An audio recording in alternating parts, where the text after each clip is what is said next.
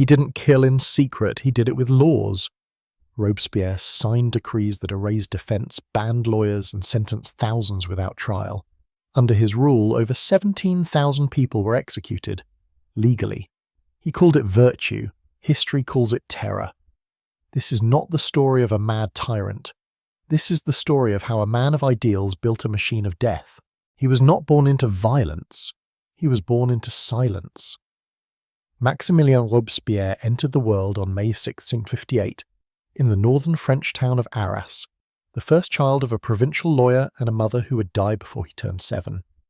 Her name was Jacqueline Carrau, and her absence left an invisible scar.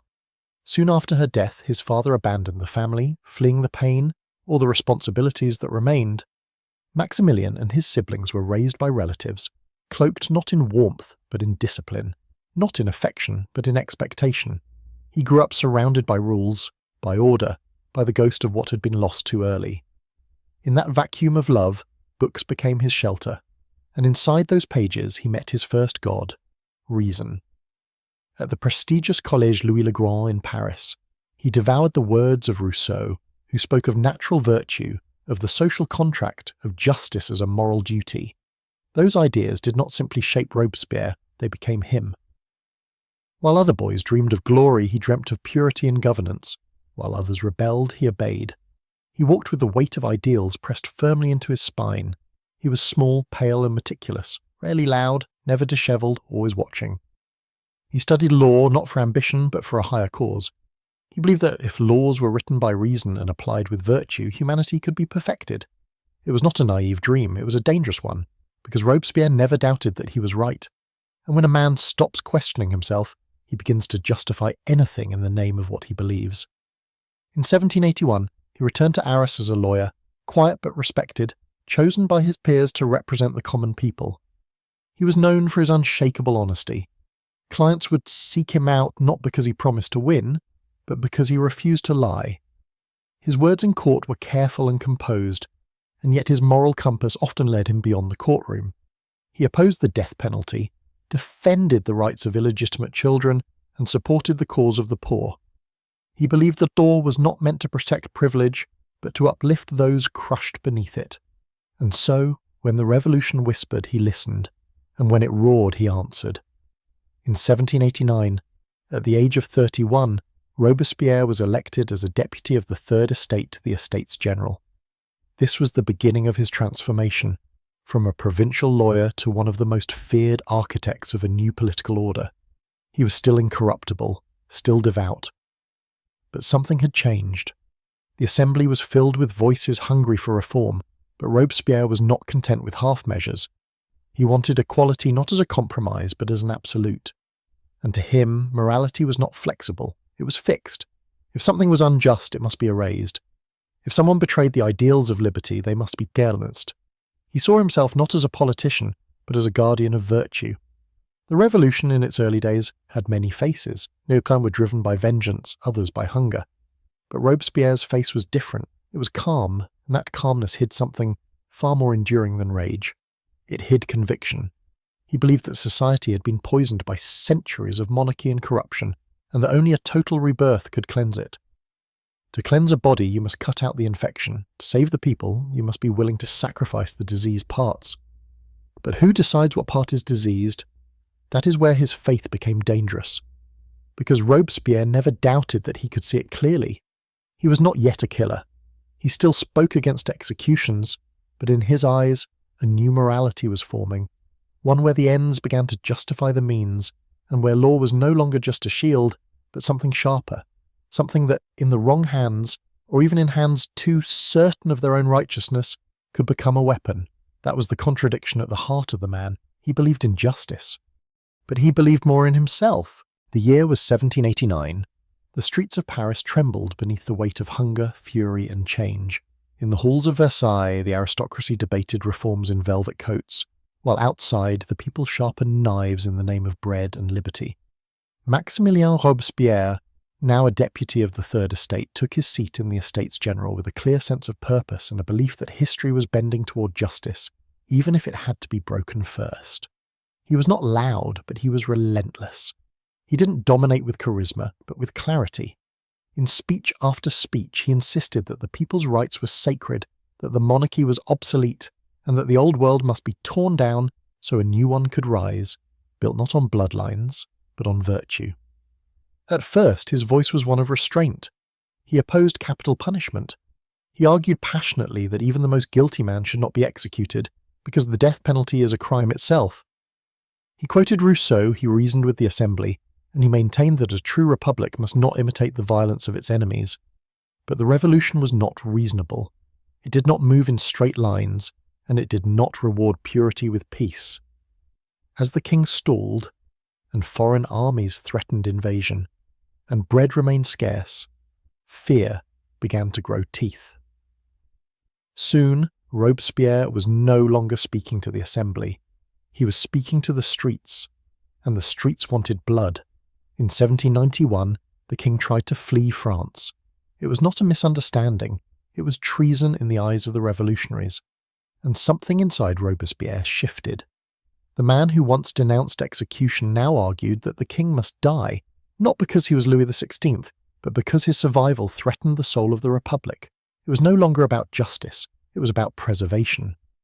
When the National Convention debated the king's fate, Robespierre stood and delivered a chilling truth. Louis must die so the nation may live. There was no trial in the modern sense. There were votes, yes, but no mercy, no compromise. On January 21st, 1923, the king was executed in public by guillotine, and a line had been crossed that could never be uncrossed. Robespierre had tasted power, and it tasted righteous. What followed was not chaos. It was something colder, structure. He joined the Committee of Public Safety, an ironically named institution that became the beating heart of the terror. It was created to defend the revolution, but under Robespierre's influence it became the judge, jury, and executioner of France. No action was too harsh if it was in the name of the Republic. No death too regrettable if it advanced the cause. Robespierre still believed he was saving France. He was not drunk on blood, but on conviction. Every new decree, every new arrest, every new execution was not cruelty in his eyes, it was moral necessity. His speeches grew more severe, more abstract, and more apocalyptic. He warned of traitors in every corner. He saw counter-revolution in every hesitation, and through it all he remained stoic, pale, focused, as though morality itself had taken human form. He did not laugh, he rarely smiled, but he ruled. To his followers he was a prophet. To his enemies, a fanatic. To history he was becoming something far more terrifying, a believer with power. That combination, belief without doubt and power without limit, is what turned a man who once defended the dignity of life into the author of state-sanctioned death. He no longer questioned whether executions were just, he only asked if they were useful.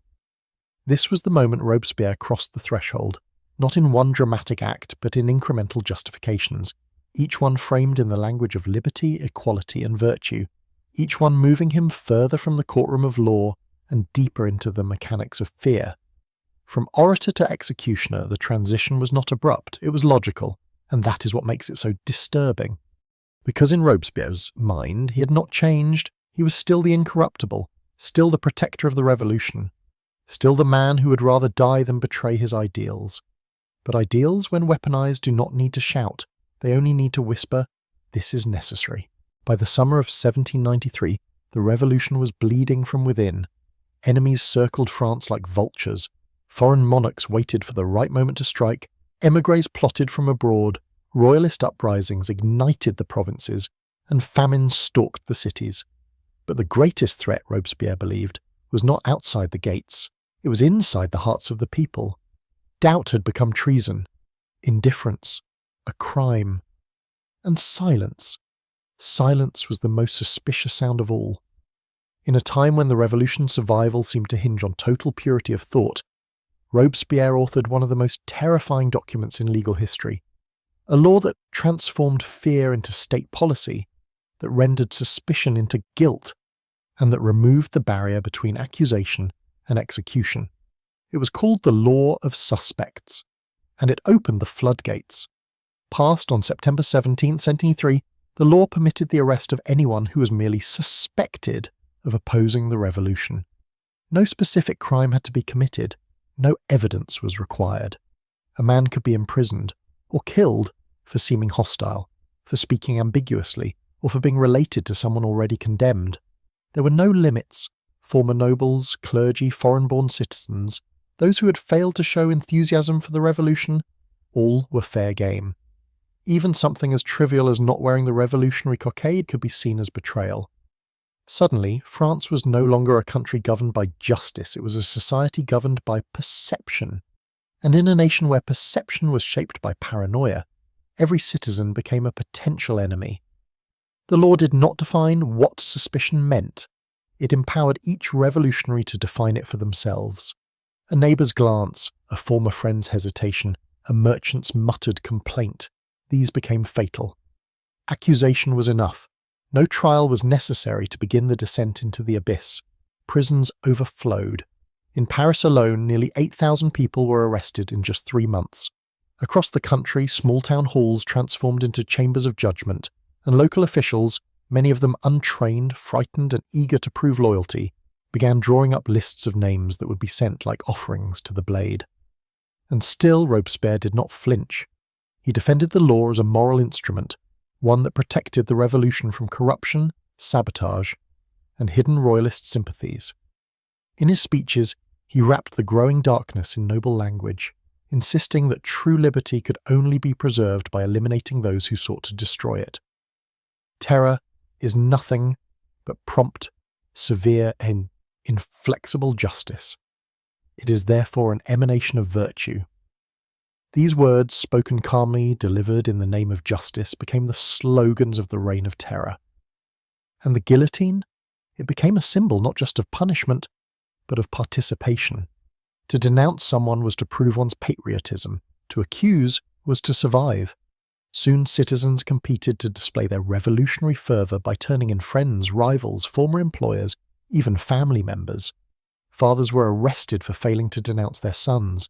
Children were praised for informing on their mothers. One widow, suspected merely because her late husband had once dined with a nobleman, was executed after a 10-minute hearing. And in the middle of this unravelling world stood Robespierre, composed and unsmiling, convinced that what he had unleashed was not madness but order.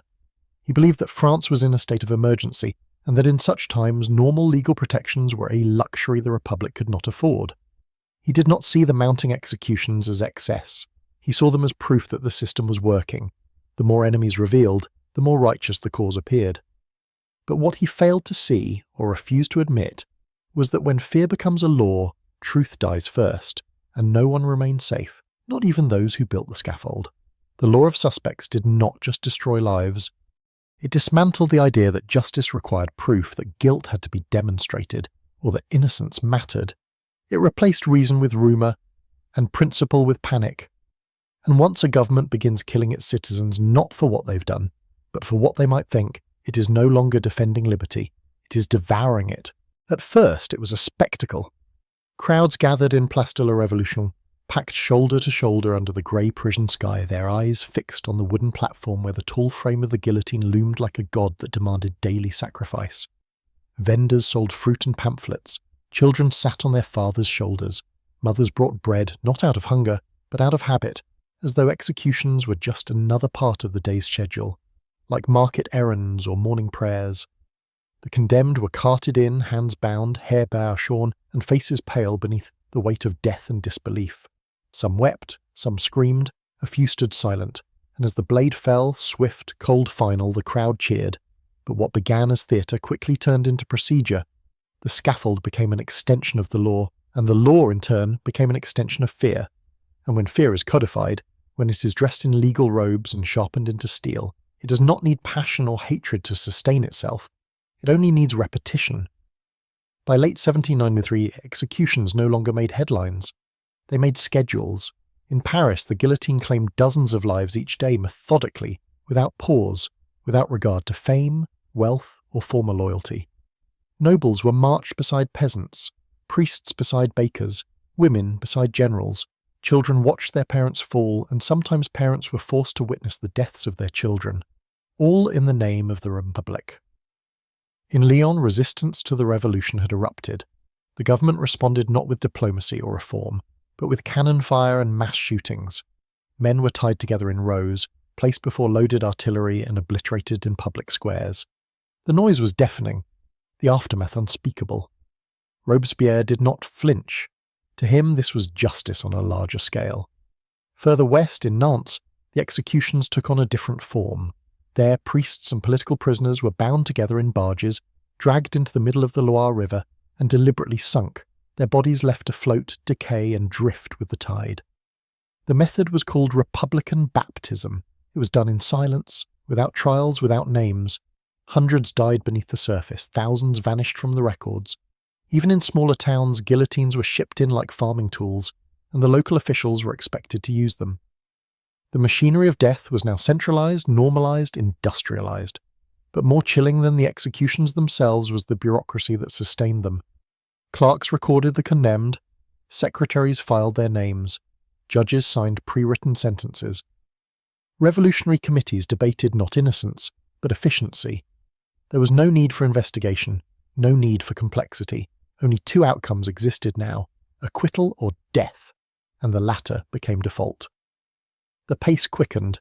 Marie Antoinette, once Queen of France, was dragged from her prison cell in October 1793 and brought before a revolutionary tribunal. Her trial lasted 2 days, her execution just minutes. Her final words were an apology to her executioner for stepping on his foot. She was buried in an unmarked grave. Days later, the Girondins, former allies turned moderates, were tried and killed in batches. Then came ordinary citizens, the midwife who delivered a noblewoman's child, the servant who failed to report a whisper, the widow who didn't cheer loudly enough at a public celebration. Each name blurred into the next, each face disappeared beneath the hood. And yet, Robespierre remained convinced that this machinery, this daily rhythm of death, was not a betrayal of the revolution but its preservation. He insisted that France was under siege, that treachery could be hidden behind any smile, and that it was better to execute 1,000 innocents than let one enemy of liberty survive. To him, mercy was weakness, doubt was complicity. And so the scaffold stood, day after day, hour after hour, not as a warning, but as a promise that no hesitation would be tolerated, a promise that virtue, once institutionalized, had no reverse gear, a promise that even those who built the blade might one day feel its kiss.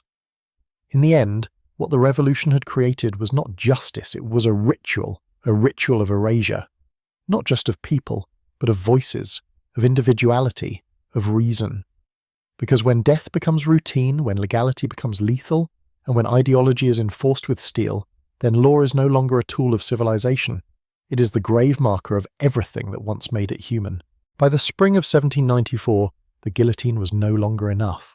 The revolution, once born from cries for liberty, was drowning in its own procedures, too slow for the appetite of its architects, too encumbered by questions, appeals, delays, and documents that cluttered the path between accusation and annihilation. Robespierre had watched with growing frustration. Even in the midst of terror, the tribunals still asked questions, still allowed lawyers to speak, still gave the accused a chance, however brief, to explain themselves. That, he believed, was a flaw, because the enemies of the Republic were not innocent until proven guilty.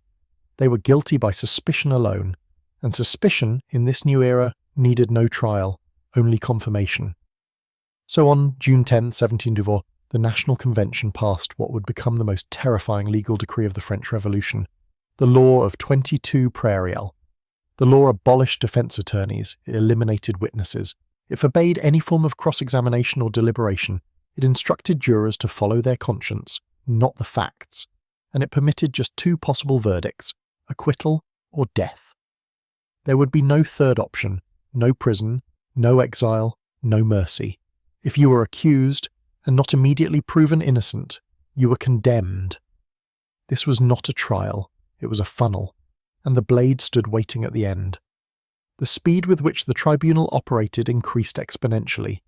What once took days now took hours, and those hours were spent not in the pursuit of justice but in administration.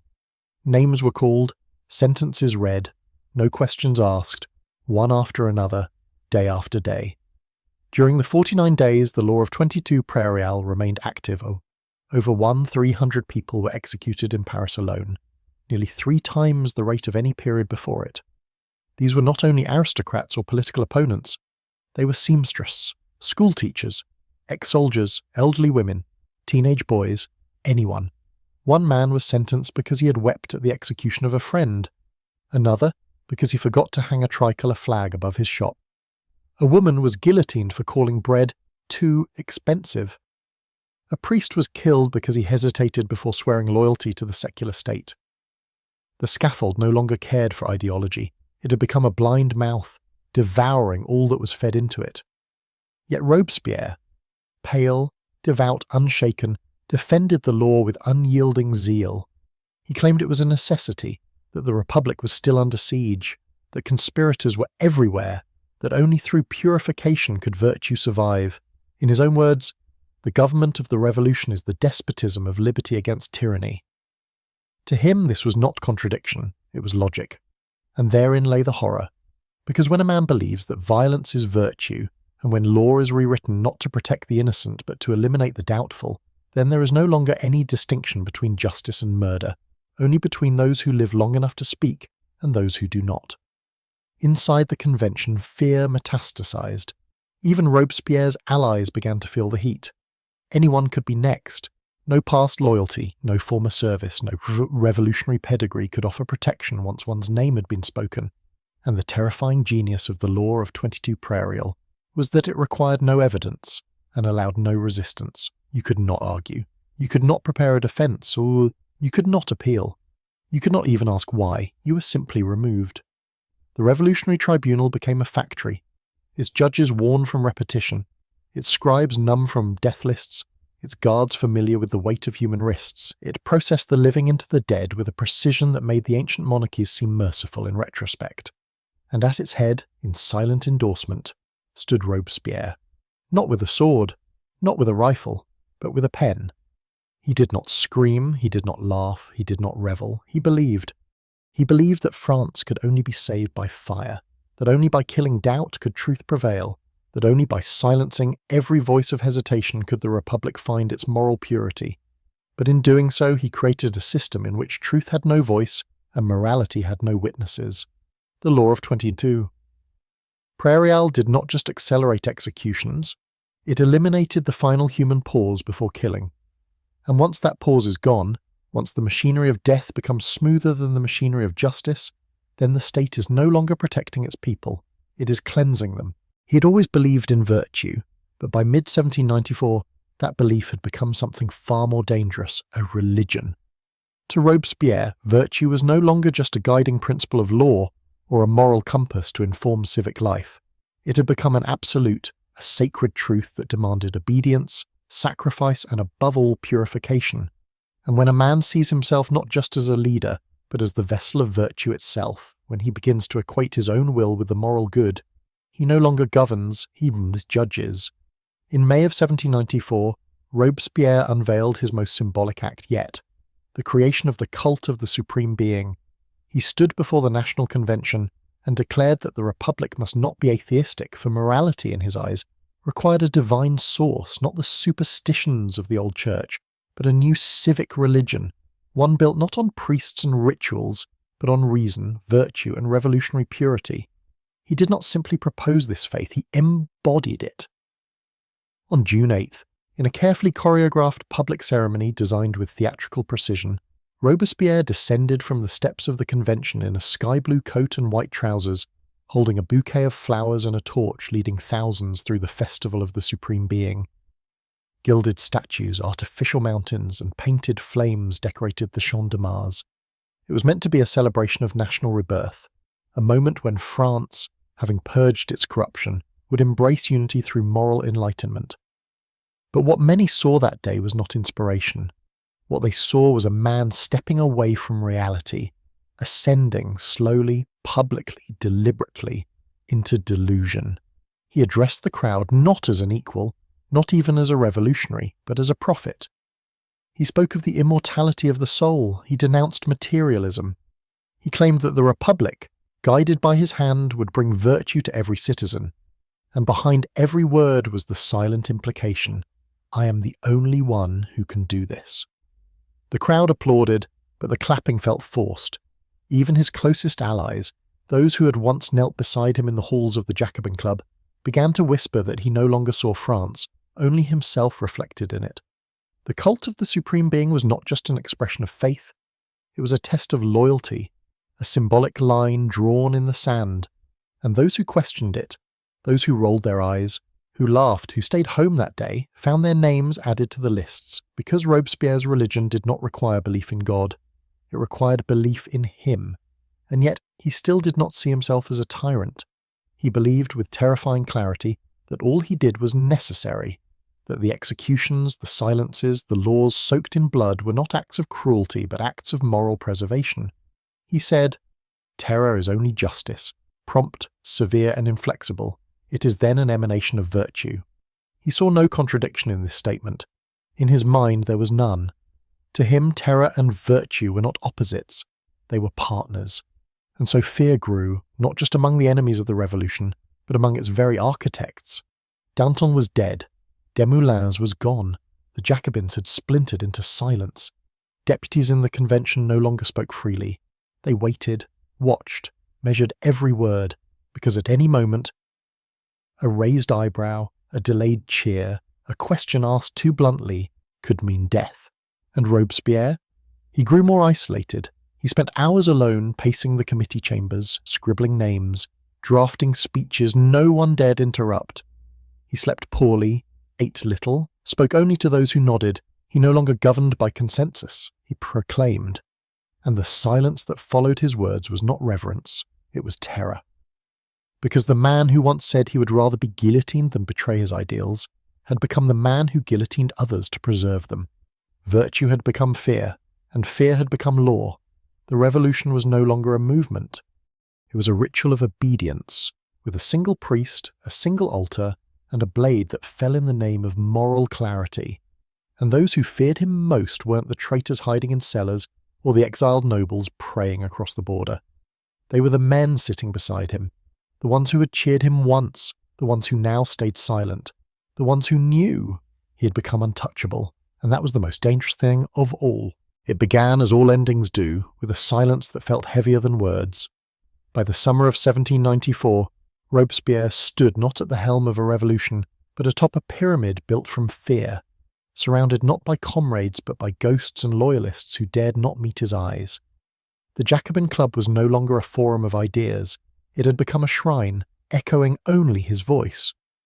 And the Committee of Public Safety, once a collective of revolutionaries, had narrowed into a singular mind, his, while the others, once bold, now waited like shadows pressed against the walls. He no longer trusted anyone, and no one trusted him.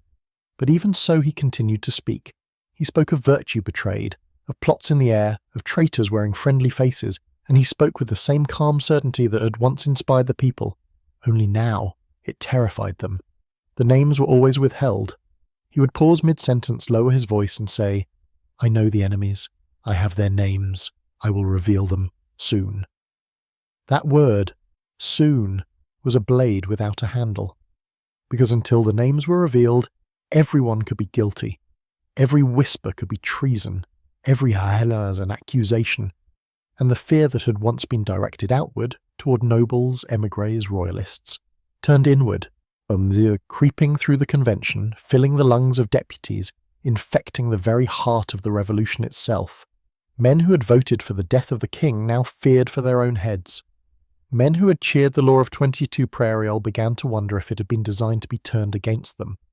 Because when justice no longer requires evidence, and when virtue no longer requires reason, then the only thing that protects a citizen from execution is silence, and even that, especially that, is suspicious. They had watched as Danton fell, Georges Danton, the booming voice of the revolution, a man who once drank, laughed and shouted louder than anyone else in the chamber, had dared to question Robespierre's logic. He had asked whether the killings had gone too far. He had suggested that perhaps the Republic needed peace, not more purification. He was arrested in March 1794, tried in silence, guillotined within days, and Camille Desmoulins, his friend, his firebrand, the writer whose pen had once helped set the revolution ablaze, followed. His final letters were never read. His final article, Le Vieux Cordelier, was deemed too dangerous to print. He died shouting his wife's name. The revolution no longer devoured only its enemies. It had begun to devour its creators. And Robespierre, far from remorseful, claimed their executions as necessary sacrifices, proof that even the brightest lights must be extinguished if they flicker outside the boundaries of revolutionary virtue. Yet as the blood pooled, so did the unease. Robespierre rarely left his office. When he spoke in parables. When he was absent from the convention, rumours flew. Was he ill? Was he plotting? Was the next purge already drafted? On July 26th, he rose to address the National Convention again. His speech was long, cryptic, and terrifying. He spoke of a new wave of conspirators. He warned that the Republic was infested with false patriots, those who wore the colours of liberty but secretly worked to undermine it. He said he had proof. He said he would name them soon. He did not. And that was his final mistake. Because every man in that room suddenly imagined his own name on the list. Every eye shifted. Every hand trembled. Every ally felt the cold breath of the guillotine. They had cheered him once, they had obeyed him always, but now, in that moment, they saw not a saviour, but an executioner in waiting, and the only way to survive was to strike first. The next day, July 27th, 1794, 9. Thermidor, the convention erupted. Men who had once whispered in corners now stood and shouted. Robespierre was declared a tyrant. The chambers roared.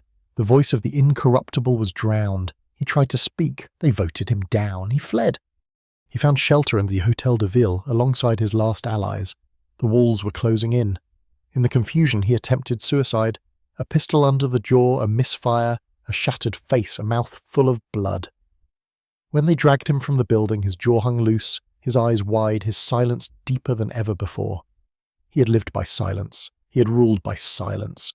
And now, in pain, in betrayal, in finality, he could not speak at all. They carried him through the streets of Paris like a broken relic. Maximilien Robespierre, jaw shattered by his own hand, lips drenched in blood, eyes dim with disbelief and face half covered by a filthy cloth that could not absorb the weight of what he had become. Not a martyr, not a prophet, not even a man of law anymore, but a ruin. His coat, once crisp and ceremonial, now clung to his body in tatters, stiff with dried sweat, the blue dulled by the night of failed escape and panic. His hands, bound behind him, trembled, not with fear, but with a kind of numbness, the dull understanding that he had created the very machine that now dragged him toward its final act. At dawn on July 28th, Saint-Chapeau, the convention delivered its last sentence. No trial, no defence, no debate. Just the same formula he had imposed on thousands, guilty by suspicion, condemned by silence. His mouth, too damaged to speak, could offer no reply. His signature law had come full circle, an execution without voice, without protest, without delay. By late morning the carts were prepared. He was placed among them, flanked by 21 other prisoners, including his closest allies, Saint-Just, the young ideologue who had once written that happiness is a new idea in Europe, and Couthon, whose crippled body had always needed to be carried, but whose words had been sharp enough to condemn hundreds. Now, there was no strength left in any of them, only the quiet thudding of wheels on cobblestones and the distant hum of a city trying to breathe again. Paris did not cry.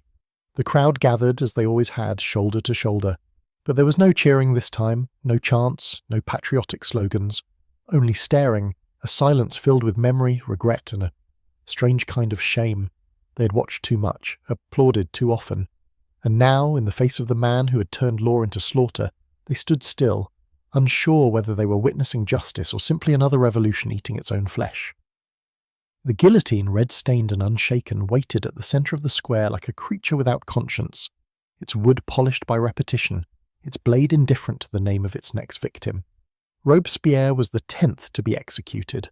One by one, his companions were beheaded before him. He did not turn away. He did not cry. He could not speak.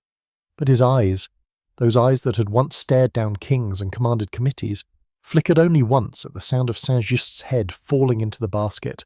When his turn came, they ripped the bandage from his jaw. The scream he let out was not loud, but it was inhuman.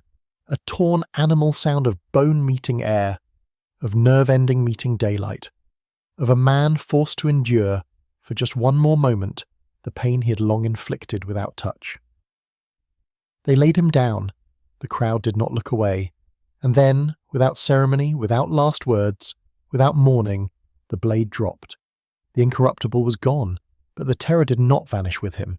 What died that day was not just a man. It was the illusion that morality, when placed in human hands and given unchecked power, could ever remain uncorrupted. It was the belief that idealism without humility would lead to paradise rather than a mass grave. It was the idea that the law, once stripped of mercy, could still be called justice. The reign of terror, though still gasping in its final spasms, had lost its architect, and with him, its moral mask. The next day, the Jacobin Club was shut down. The prisons began to release the untried. The execution slowed, then stopped. But the damage had already been etched into the stone of the Republic. Over 17,000 legal deaths, and untold thousands more buried without names, without graves, without records. A nation that had sought liberation through law had instead found order through annihilation. And at the heart of that annihilation stood a man who never fired a musket, never swung a sword, never held a pistol to another's head, only wrote the words, only passed the decrees, only believed too deeply, too rigidly, too blindly, and in that belief he became the most terrifying thing of all, a man who killed not for pleasure, not for wealth, not for revenge, but for virtue. The blade had fallen. The man was gone, but the republic he left behind was not reborn. It was traumatized. On July 29th, 1712, the day after Robespierre's execution, the streets of Paris were quiet, not in celebration, but in a stunned, breathless silence that clung to buildings and bodies like the stench of blood still drying on stone. The guillotine was dismantled temporarily, not from guilt or apology, but from exhaustion. For the first time in over a year, the machine of death had no names to process. In the chambers of the convention, deputies exhaled. They spoke freely again, but they did so with cracked voices, as if rediscovering the power of their own words after months of forced obedience. They repealed the law of 22 prairial. They disbanded the Jacobin Club. They released prisoners by the hundreds, many emaciated, ill, barely able to walk, some having spent months on death row with no formal charges, their names scribbled in pencil on lists that no longer mattered. But undoing the terror was not the same as healing from it. Because the revolution, once a cry for justice and dignity, had turned into a machine of suspicion and slaughter, and that memory could not be erased with a vote. 17,000 executions, that is the official count. But historians believe the number is far higher, when one includes the undocumented, the drowned, the massacred in Lyon and Nantes, the disappeared from rural prisons, the dead left in unnamed trenches. These were not soldiers killed in battle. They were not enemies of war. They were citizens, mothers, tailors, priests, servants, poets, schoolboys, old men, pregnant women, condemned not for what they had done, but for what they were suspected to believe. And suspicion, once it becomes the measure of loyalty, leaves no citizen truly innocent. What Robespierre left behind was not just a broken government or a disbanded club or a pile of corpses. He left behind a culture of silence, a place where neighbours no longer trusted each other, where families whispered behind closed doors, where friendships had been severed not by ideology but by survival.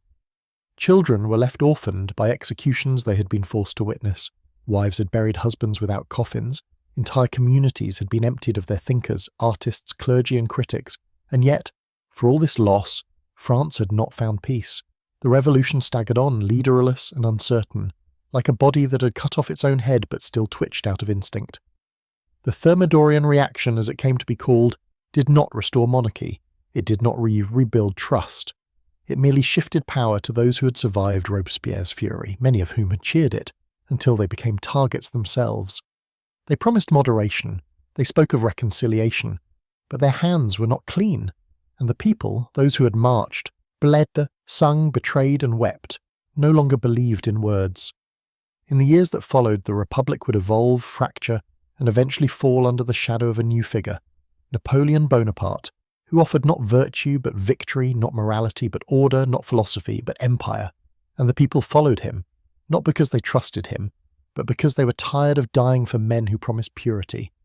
What had begun in 1789 as a dream of liberation had become a study in how ideals can turn into instruments of terror. The guillotine, which once symbolized justice, had become a national trauma. The laws meant to defend liberty had been used to bury it, and Maximilien Robespierre, The man who had declared that terror was an extension of virtue became, in death, the very thing he claimed to despise, a symbol of tyranny. Yet history does not always judge with cruelty. Some would later defend him as a man who lost control of the fire he had lit, who loved France too fiercely, who believed too completely, who was consumed by the very purity he demanded. Others would condemn him outright, a fanatic, a moral absolutist, a bureaucrat of death. But in the end, France stood in the shadow of both truths. A republic had survived, but it had been built on ashes, not ideals. And among those ashes lay more than bodies. There lay trust, hope, and the terrifying knowledge that law itself in the hands of righteousness without restraint can become the sharpest weapon of all. He believed in justice, he believed in virtue. He believed perhaps more than any man of his time that society could be made morally pure, not through tolerance but through sacrifice, and that belief carried too far became his curse. Maximilien Robespierre did not kill for gold, he did not kill for revenge, he did not kill for glory. He killed for an idea, and believed that in doing so, he was saving the soul of France. That is what makes his story more terrifying than that of a tyrant, because a tyrant knows he is cruel, but a man who believes he is right, absolutely, unquestioningly, eternally right, will do anything in the name of that belief. He will silence critics, he will outlaw mercy, he will turn suspicion into guilt, he will turn courts into executions, and he will call it morality.